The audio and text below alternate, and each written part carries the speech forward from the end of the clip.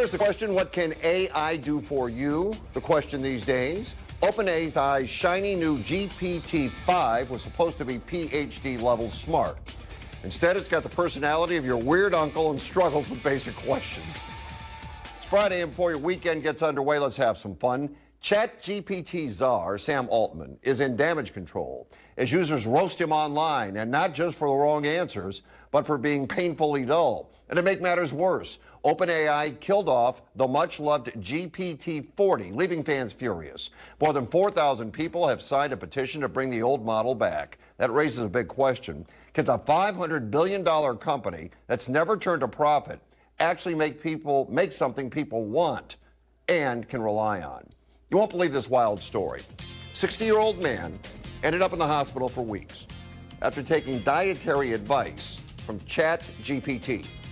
He wanted to cut salt completely and, following the bot's suggestion, replaced it with sodium bromide, which is actually toxic. After 3 months, he was hallucinating and convinced his neighbor he was being poisoned. Thankfully, after 3 weeks of treatment, he started to recover. Contributors tonight, there they are, the married couple of Jamie and Doug Baker. And let's go with you, Jamie, off the top. What do you think about relying on AI for health advice? Oh, God. Artificial intelligence for your organic health. I mean, what is wrong with some of these people that, oh, God, no, don't do that.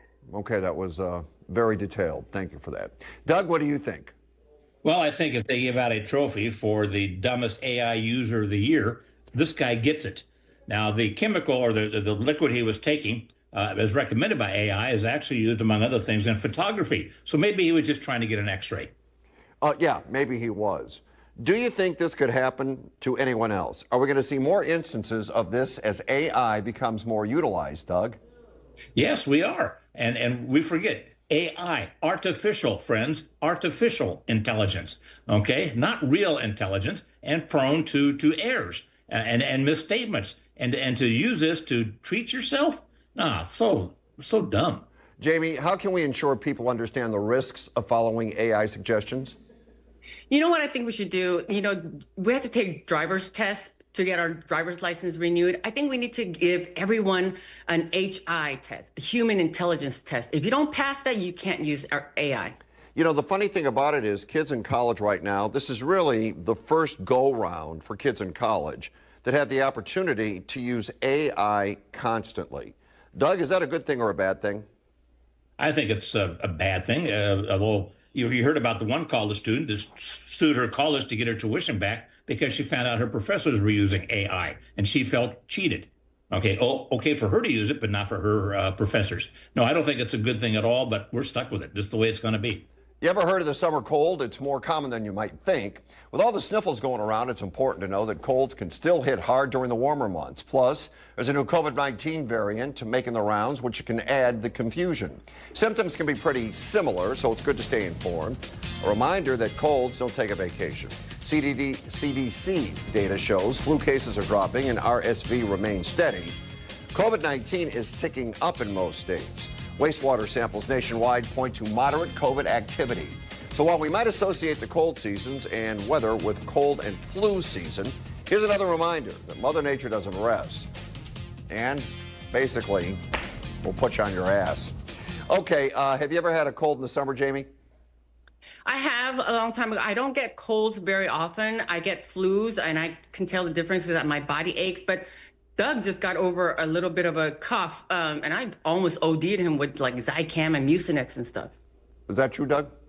That's true. I have the Zicam right next to me. The Mucinex is in the restroom. I was literally just a bucket of snot. Okay, eyes were hurting, head was hurting. I was a wreck. Jamie just says, "Well, I had a little bit of a cough." No, it's a little worse than that, dear. Well, I mean, if you're a bucket of snot, that's quite the visual. How do you usually tell the difference between cold and allergies? Doug? They start off, in my mind, looking the same, feeling the same, but then all of a sudden you start to get more of the cold symptoms, the running nose, the clogged head, that type of thing. So we mentioned that COVID-19 is on the uptick. What precautions, Jamie, do you think folks should take with new variants popping up? Well, we need to continue to wash our hands, keep yourself clean, and don't cough. I hate these people who just cough with no Kleenex, no covering their mouth. Common sense, people, please. Doug, would you be surprised if you saw people walking around with masks again? No, in fact, we do see a few of them now, but no, I would not. Would you wear one? No. Doctors are heroes, but some rural emergency rooms are sailing without any doctors. I read a shocking article about how some rural emergency rooms are actually operating without any doctors. It's a huge problem because these facilities are essential for communities, but they're struggling to find medical staff. The situation is putting a lot of pressure on the remaining healthcare workers and could endanger patient care. Serious issue, highlighting the challenges facing rural healthcare today. All right, Jamie, what do you think is causing this shortage of doctors in rural areas? Well, there's a shortage of doctors, period, let alone rural. I mean, I wouldn't, personally, if I went to USC and Harvard and got my medical medicine MD, I wouldn't go work in chicken scratch, Missouri, pig's knuckle, it's rural. But what can you say? Yeah, who'd want to work in pig's knuckle? Doug, what do you think the problem is? Yeah, I don't know where that came from. Here's the deal. Jamie said it correctly. We're not a rural area, and yet there's a shortage of doctors here as well. And there's nothing wrong with a nurse practitioner or a physician's assistant being the person who heads up a clinic. In some of these clinics, I read, they see maybe 1 or 2 patients a day. That's all. You can't fund a full-time physician with just that. So there's really nothing you can do about it. Just hope you can get to a hospital, which is usually 2 to 3 hours away in time. So this would impact the health of those communities, though, right, Doug? It could, yes, because somebody lives there, doesn't have a doctor available, or emergency room staffed by a doctor. Yeah, it can. But again, what do you do? 1 or 2 patients a day? Not enough. Jamie, what solutions do you think could help attract more medical professionals to these regions? Make it mandatory for residents, doctors, wannabes to serve in these rural areas for at least a year or two, What do you think, Doug, what do you think about that? It's not a bad idea. No, Jamie is just amazing tonight. She went from chicken scratch, Missouri to this, which is really a good idea. That could be part of like your last year residency or something like that. I think it's an excellent idea, Jamie. Pull out your laptop, snag some free Wi-Fi while sipping on your $12 latte. Some cafes are actually asking customers to stop doing work there. Turns out they want to create a more relaxed atmosphere for people who just want to hang out or grab a coffee. Some cafes feel that remote workers are taking up valuable space and resources, which can hurt their businesses. It's a pretty bold move, especially since many people have turned cafes into their makeshift offices. Doug, what do you think about cafes wanting to limit work? I think it's kind of surprising. They need to do that. Remember, this is how Staples got their start. I'm sorry, not Staples, Starbucks. Yes. Getting their stop. But I encourage you to bring your laptop in, have a cup of coffee, and sit there for a while. Unfortunately, a while now has turned into all day. Okay, and it needs to be curtailed. And Jamie, do you think there's an issue with people staying at these cafes too long?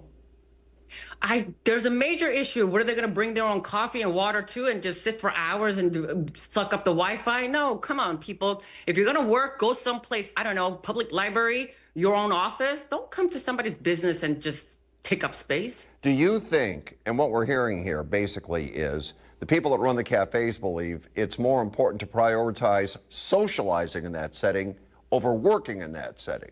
Jamie, what do you think about that? I think it's more about making business and making a buck. If cafe is a business, it's like they don't care about socializing. No, buy something, please, and go. Turn around. And Doug, how might this change the way people choose their workspaces? Maybe they'll find a place to work other than their local Starbucks. I think it's a good thing to do.